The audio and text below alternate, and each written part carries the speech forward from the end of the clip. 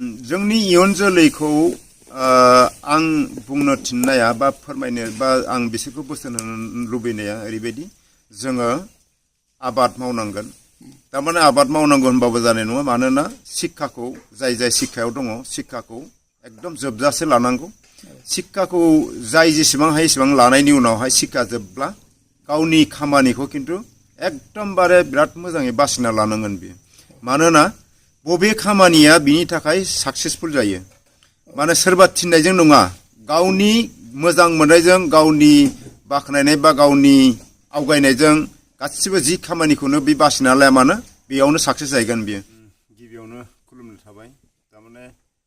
आंनि मावनायनि जारनिखौथ' माथो होनबावगोन दा जोङो बे जायगायाव जेब्ला थाफैजेनदोंमोन अब्ला बे गामिनि महर गैयामोन आरोखि अनलि बेहाय हादान सिफायनाय बायदि जग्रब जाग्राब 7 न'खरल'थारमोन दा बिनिफ्राय जोंहा फेमिलिया गिदिरानो होननांगोन तारमाने जोङो बिदा फंबाय 7 ओमफ्राय बिब' बिनानाव 7 जों 10 जन परियाल जों एक्चुअली जोंनि मादारमोननि जोनोम जायगाया जाहैबाय सिगुनसिला बङाइगाव सिगुनसिला ओमफ्राय जों बेहाय नैबे बुरिसुता जितु जों जाहारबारि होनो बे बुरिसुतायाव जोंनाव बिदिनो बेहाय आश्रय लाफैबाय आश्रय लाफैनायनि उनावहाय नैबेहाय दा बिथांमोना बै समाव फामु माने सिफायनानै मसन जानाय बै समाव हुदा दंमोन आरोखि तारमाने हाया मेला नालाय एसे एनै हाग्रा दङ बे हाग्राफोरखौ सिफायबाय बेयावनो बेसर खन मोनसे बा मोननै बा बिदिनो फाथो बिदि मावोमोन आरोखि थिग बेबायदिनो जोङो 7 न'खरा तारमाने बेबायदिनो मा जाहैबाय बैनिखौ बै होबाय बैनिखौ बे होबाय बिदिनो जों 7 न'खरा बेयाव थाफैनो मोनदों आरोखि दा बेहाय लामानिबो कुनु माबा गैया गामिनिबो कुनु महर गैया आरोखि दा बै समाव मानसिफोरनि महरा बिसिनि खामानिया मामोन दा बिसोर बेयाव जग्रब जाग्राब न' लुनानै थाबाय थानायनि उनावहाय अखा नायबानो बिसोर जाहाराव थांनानै था जावनांगौ हाग्रानि था जावबाय जुदि बुरजा मोनबायब्ला बेखौ बै माहाजोनफोरनाव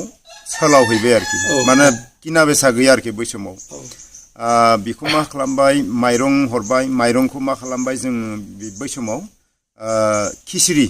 जोङो दानि जितु परिबेस जोङो दालि ओंखाम लाब्रा भाजा बिदि जोंनि सिमाङाव नुफेराखैमोन आरोखि बै समाव दावनो जों बेखौ मा खालामबाय खुरैसे माइरं होबाय था होबाय बेजोंनो खिसिरि संबाय बोले जोगोनार थाइसे होबाय माइरं खुरैसे होबाय बेजोंनो खिसिरि संबाय खुमब्रा थाइसे होबाय माइरं खुरैसे होबाय बेजोंनो जाबाय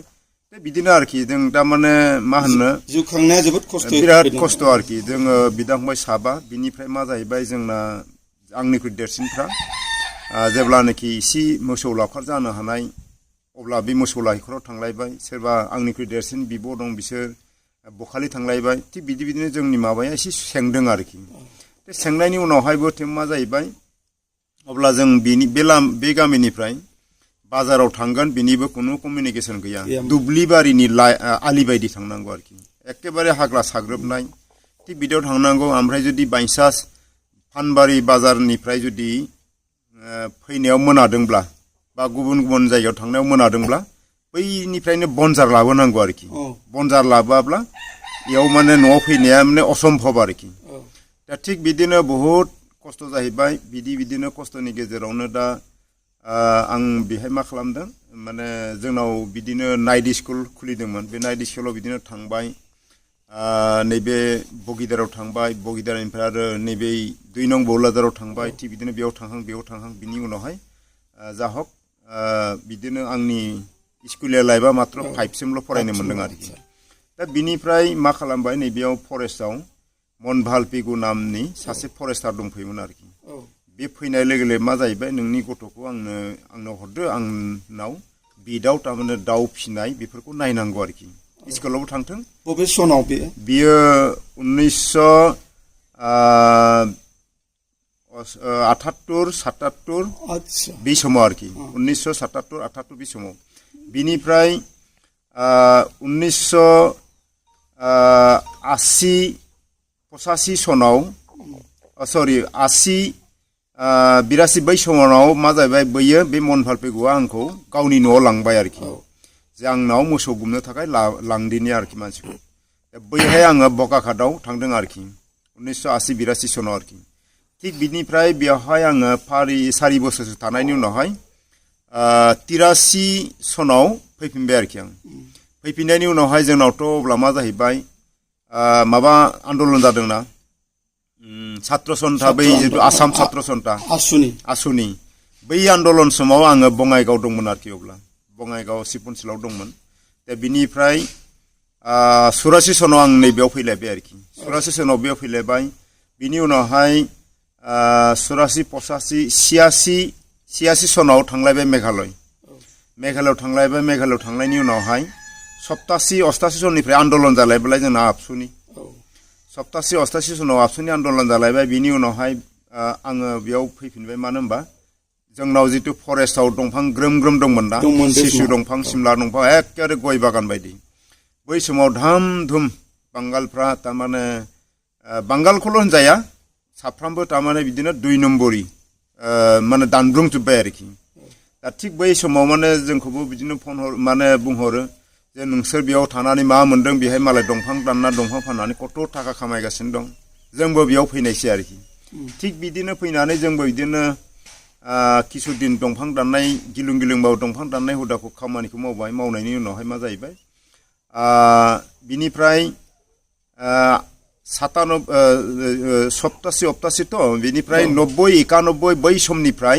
हादान सिफायनायनि सरसा जाबाय आरोखि 90-91 बिनिफ्राय हादान सिफायनायनि सरसा जाबाय बिनिफ्रायथ' मा जाहैबाय हाग्राखौ थाबनो जिहोथारनांगौ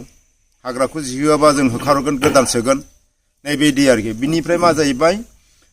धाम धुम तारमाने बेहाय जायबा जाय थिखा जानाय होनो आरोखि थिखा सिफायनाय इसेल' हाग्रा गोनांखौ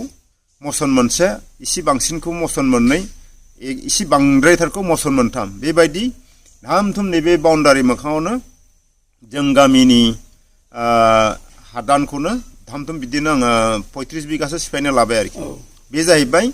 94 सननि खोथा आरोखि 94 सनाव 1994 सनाव बेबायदि हादान माने सिफायनानै जों मसन जानांगौ आबाद मावनांगौ आरोखि दा 94-95 सननिफ्रायनो नैबे आंनि आबाद मावनायनि जार्निंआ जादों आरोखि दा थिग बिदिनो जों बै 94-95 सनाव बिदिनो हादान सिफायबाय बिनिफ्राय हादान सिफायनानै मा खालामदों बेसर आसु फाथो धाम धुम मावबाय बिनिफ्राय मावनानै जोंनाव आंथ' हादान लायाखै बिनिफ्राय हाख्रायाव बिदिनो जोङो मा मावो फानलौ फान्थाव मैगं थाइगं बिदिखौ मावो आरोखि अब्ला जोंनाव तारमाने जिब जुन्थुआ गैला फिथोराव साहा थांबाय जोंनिफ्राय अन्तत 4 किल'मिटारसो फिथोराव माने मानसि थाहैबाय नालाय जिब जुन्थुनि उपद्रबआबो गैला आरोखि खारबाय दा थिग बिदिनो जोङो बेवहाय बिदिनो आबाद मावनो हमबाय ओमफ्राय एग्रिकालसाराव आङो सानसे थांबाय सासे लोगोजों थांनानै बेहायनो थांनानै मा जाहैबाय जे आंनो सेल' मेचिन नांगौ आबाद मावनायाव दै सारनो बा माबा माबि खालामनो आरोखि ओमफ्राय सेल' मेचिना जोंनाव दं दा गैथ'वा मोनगोन आरोखि थिग बिनिफ्राय बिदिनो जगाजग खालामबाय ओमफ्राय सानसे एकदिनिया तारमाने सानसेनि हाबाफारिजों ट्रेनिं मोनबाय आरोखि बे ट्रेनिंआव बिराद मोजां मानाय मोनबाय आरोखि आं ओरैबायदि मावनांगौ बिराद थुलुंगा मोनबाय आरोखि थिग बै समनिफ्रायनो इसे आवगायलांबाय थाबाय आरोखि बिनिफ्राय जों मावगासिनो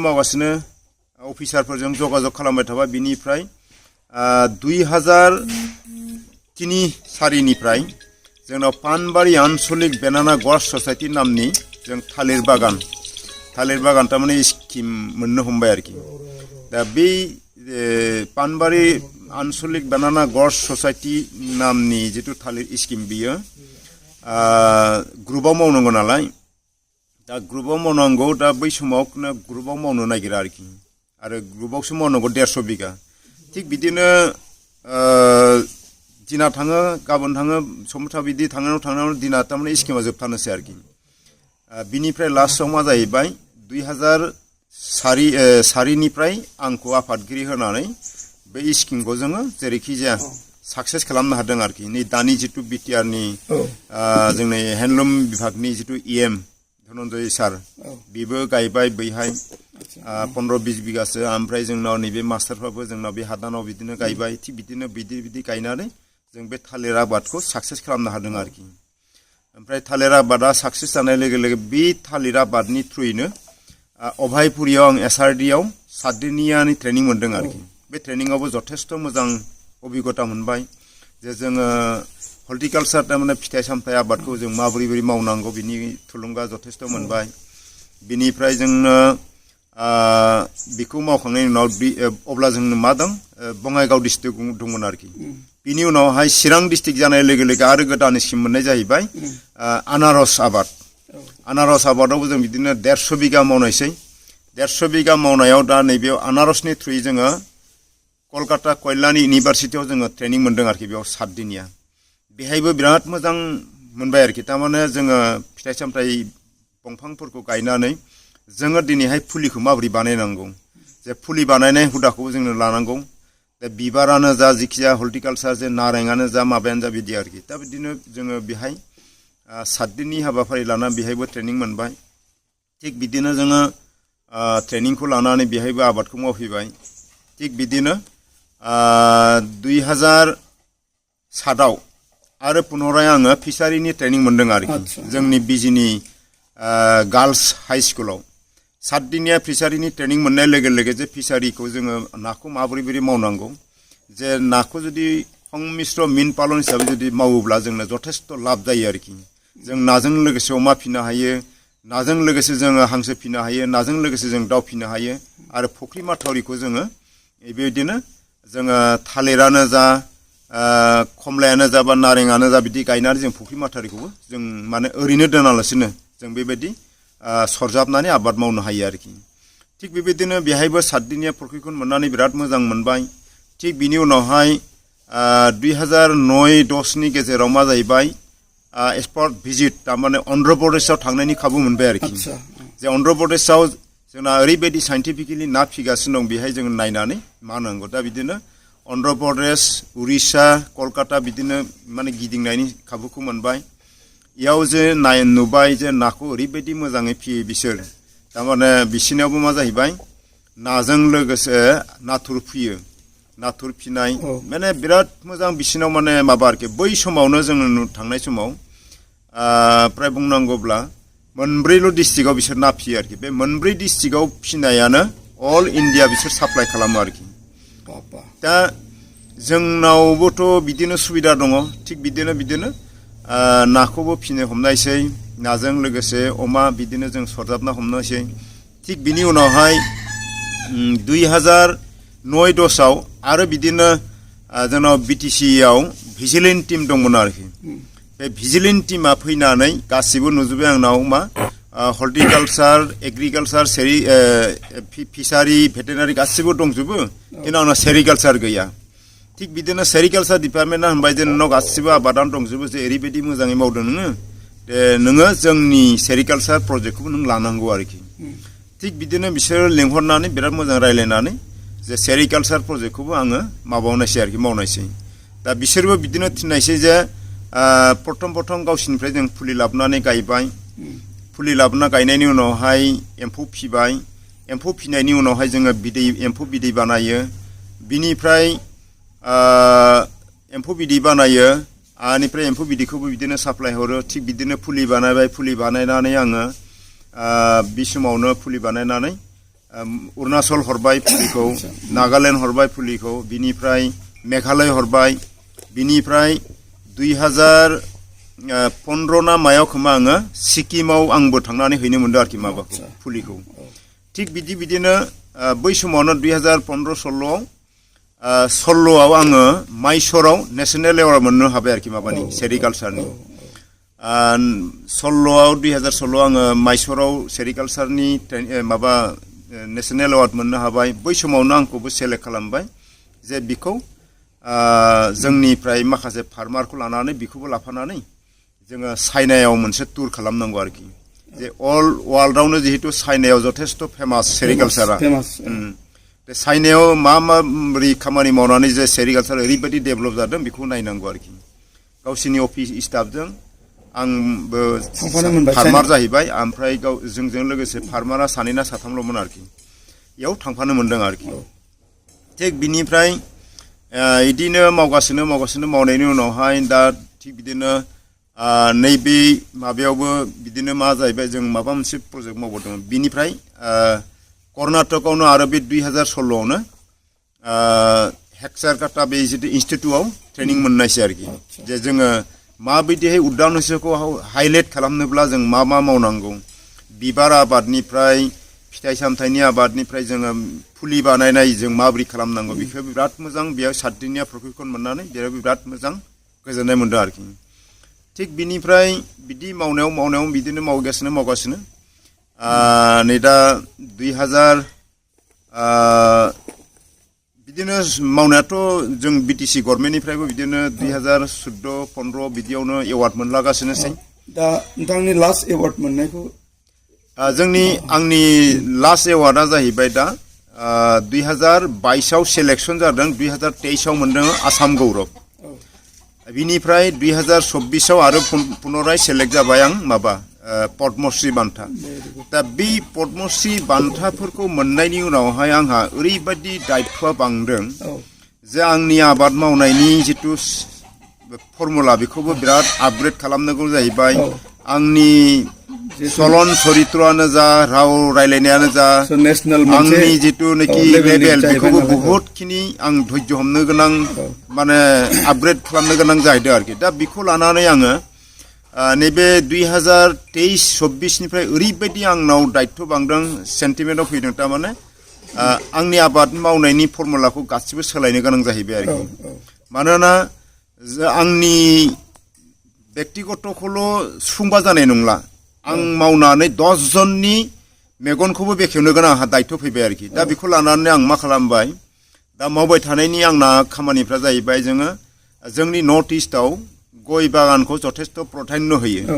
जे गय बागानखौ प्राधान्य होयोब्ला जों गय बागानखौ सिंगेल गय बागान जानाय नङा आरो गय बागाननि सिस्टेमा मा जानांगोन जे हमना लादो जोङो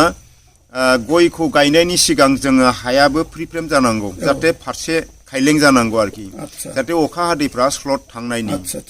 दा बेबायदि जायोब्ला मा जाहैबाय जों गय गायब्ला गयाव इन्टारक्रपिं माने जों बेहाय गय सिङाव गयजों लोगोसे जों फाथैयानो जा गलमरिचानो जा गायनो हाबाय बिनि गेजेराव जोङो थालिरानो जा खमलायानो जा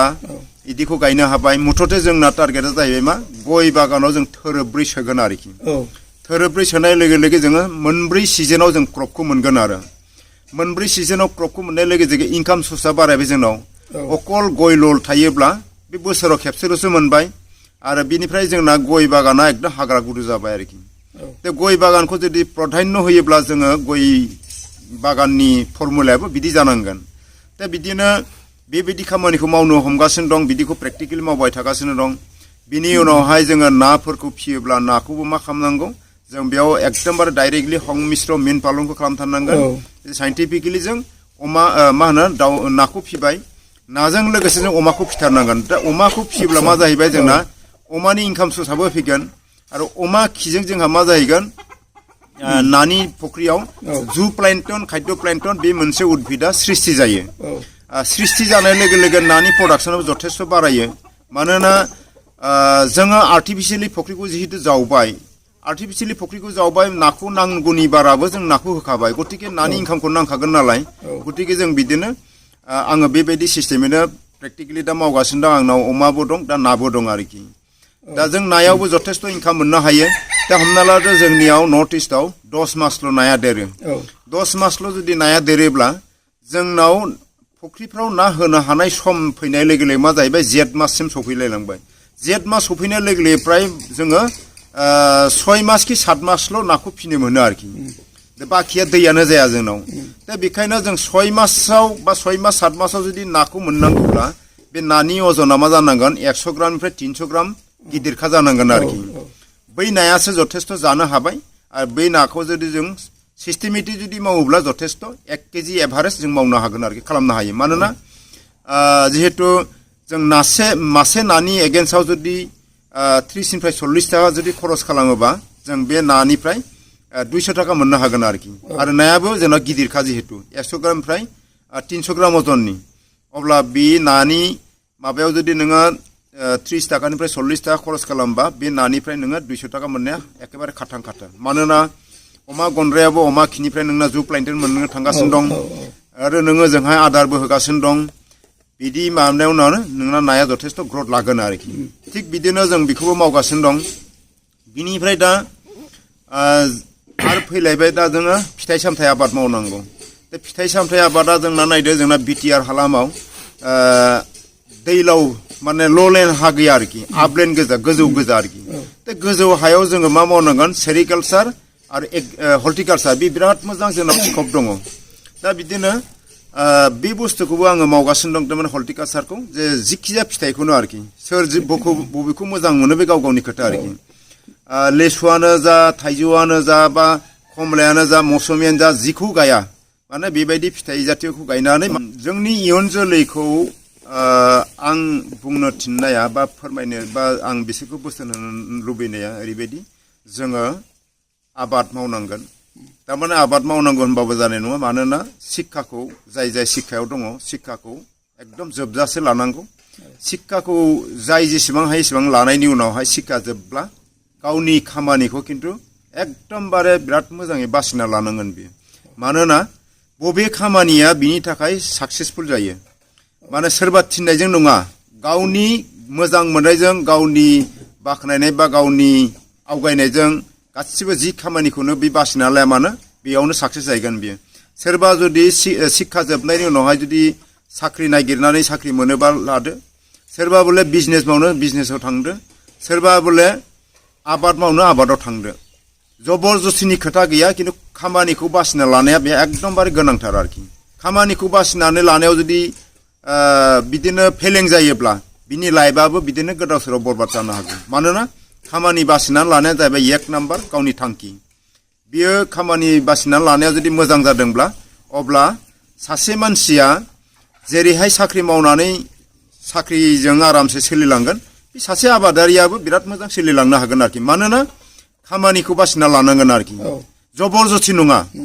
सोरबा थिननायाव जबरदस्ति मावदों बेब्ला मा जाहैबाय मावनो बा बांसिन मावनाय आरोखि बिनिफ्राय बियो फिथाइ मोननाय नङा आरोखि दा बेखायनो फैबाय थानाय लाइमोनफोरनि दायित्वआ जाहैबाय मा जोङो जोंनि हालामाव जथेस्थ जोंनि हाया फैलाव हासार गोनां